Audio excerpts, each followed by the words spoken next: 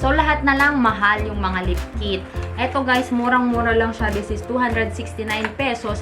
And meron ka nang makukuha na lip stain tsaka lip liner. So, tingnan naman natin kung anong performance niya.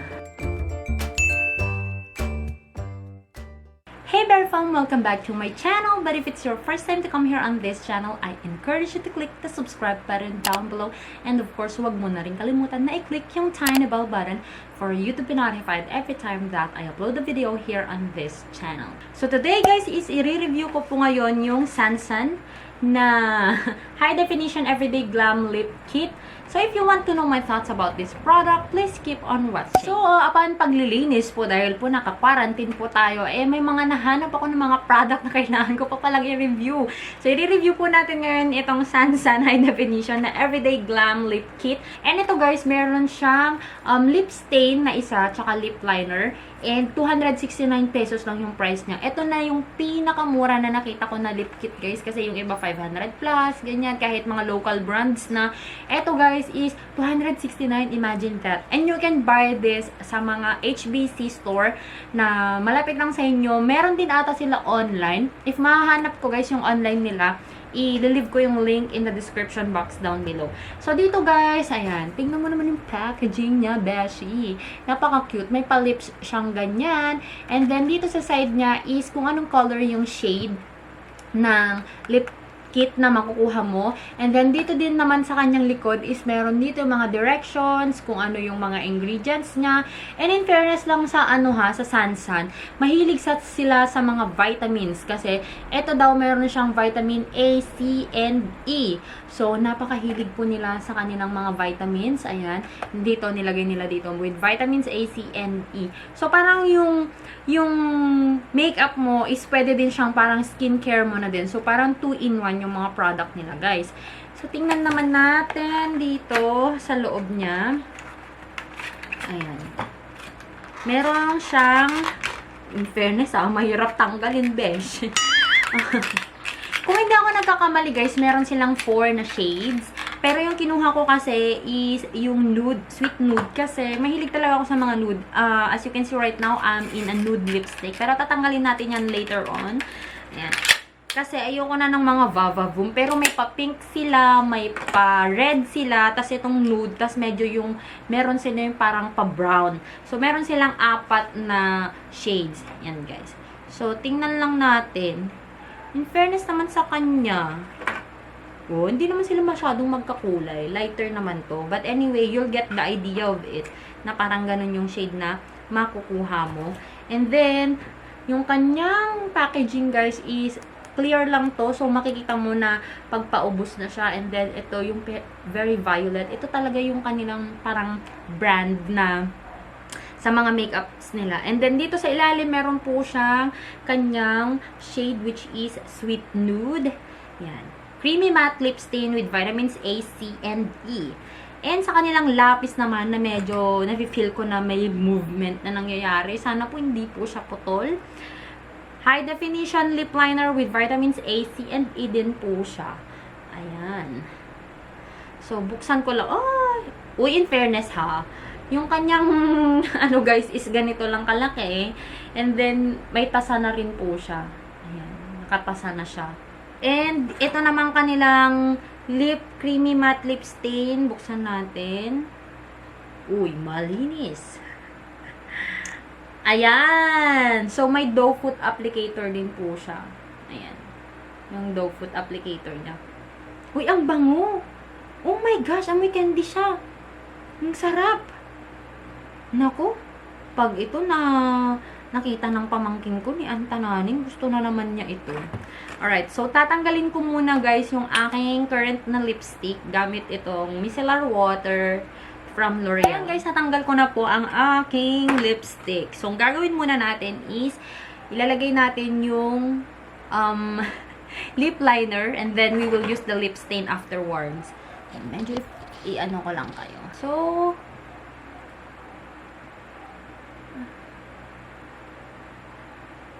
hindi ko alam kung may kumukulay ba. Pero ganyan yung kulay niya, guys, ha? Medyo naputol na siya. Ah, makulay naman. Hindi lang kasi masyadong halata kasi yung kulay niya is nude.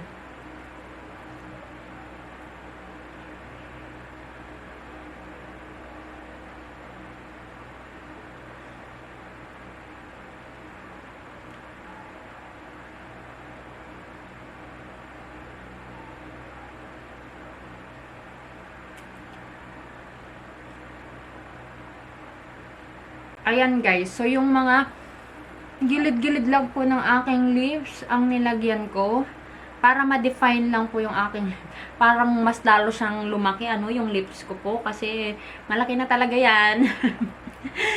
Makapal na talaga yan, tapos ganun pa kapag nag-lip line ka kasi mas kakapal. So ilagay naman natin tong kanyang napakabango, napakasarap, amoy candy na creamy matte lip stain. In fairness, ang dali niyang i-glide. Try ko lang na, kahit pala yung baba mo lang, tapos, ganyan mo na lang, okay na eh. Okay na ako sa kulay niya eh.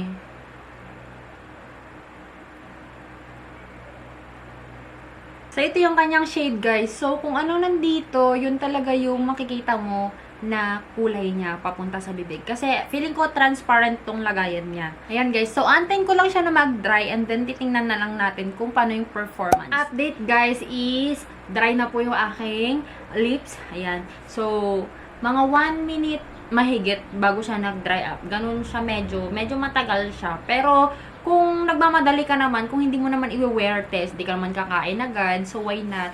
Habang nilagay mo, paglabas mo ng bahay, tuyo na yan. Ayan. So, in fairness sa basahan niya, wala siyang transfer. Kahit naglagay ako kasi na-expect ko ito, magpapatransfer sa kanya, yung kanyang lip liner. Pero in fairness naman guys, wala siyang transfer. So, ngayon guys, itetest natin. Sakto, may pupuntahan ako na kainan. Itetest natin. And kapag kung anong mangyayari mamaya after how many hours na para makita nyo kung paano talaga yung kanyang pag-stay sa lips. Though wala naman siyang ano kasi dito guys, wala naman siyang wala siyang claims na pang matagalan siya or whatsoever. Pero maganda lang kasing i-test na kung hanggang saan yung kaya ng isang lipstick. Kasi 'di ba ayaw naman natin na lagi tayo nagre-retouch ng ating lipstick. And knowing guys na na matte lipstick, very lightweight lang siya, hindi siya drying. In fairness naman sa kanya, parang naglagay ka lang ng foundation na yung lightweight lang, ganun. Kasi meron akong mga na-try na guys, na liquid lipstick, ganyan. Or dahil siguro lip stain ito, ano bang pinagkaiba nila. Basta yung mga liquid lipstick kasi guys, pagka ganyan mo, parang may crack-crack na. Pero ito, so far, hindi siya nagka-crack dahil sa dryness niya, but pumupunta lang siya dun sa mga lines ng aking lips, which is still good. So, test natin guys. Wear test po yung gagawin po natin. So, I'll be back in a few hours. Hey guys, update time. It's already 6:58 PM and kagagaling ko lang guys sa kainan. So, bali ang kinain ko doon is mostly oily kasi kumain ako ng fried chicken and grilled na something. So, ma-oily po yung mga kinain ko. And ang nangyari na po sa lipstick po natin ay wala na po siya. But anyway guys, hindi ko naman inaano na sana magtagal siya or whatsoever. Kasi wala din naman dito sa claims nila na yung product is magtatagal sa lips mo. So para lang din siyang ordinary lipstick. Yung performance niya, na kapag kumain ka ng ma-oily, mawawala din siya. Na kapag after kumain ka, yun, mawawala din. Pero nung uminom ako guys, ang napansin ko lang kasi hindi siya nagtatransfer. So, yun yung nagustuhan ko. Isa pang nagustuhan ko naman sa kanya is meron siyang vitamin A, C, and E, which is, sa akin kasi kapag yung mga product may mga ganun, plus points yun sa akin kasi parang may pa-skincare effect siya para sa akin. So, mas maganda siyang gamitin compared sa mga walang mga vitamins. Nagustuhan ko rin dito guys, ang ganda ng packaging niya. Very elegant, kumbaga, yung packaging niya. Tsaka gusto ko yung transparent lang to para kapag paubos na, makikita mo na paubos na, pwede mong gamitin every now and then para masulit mo yung product.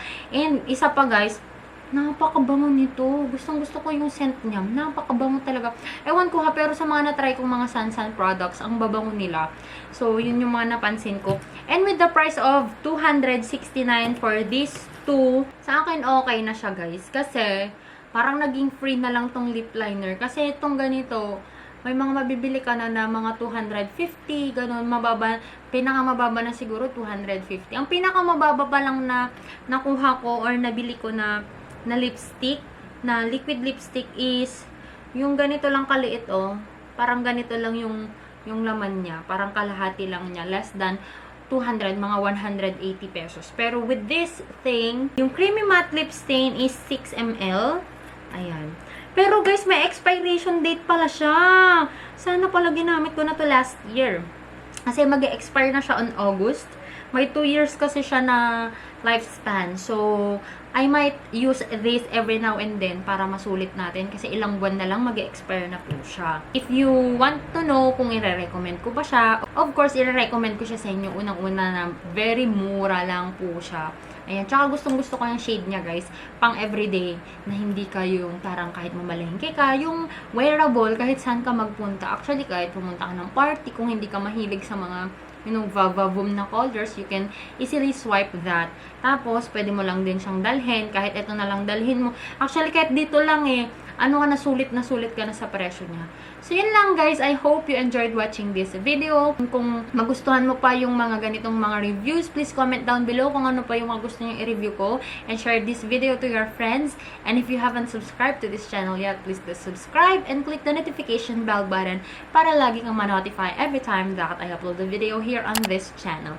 And of course guys, kapag po hindi nyo pa ako napafollow sa aking Instagram and on my Facebook, hindi nyo pa nalalike, the name is Joy of Mia.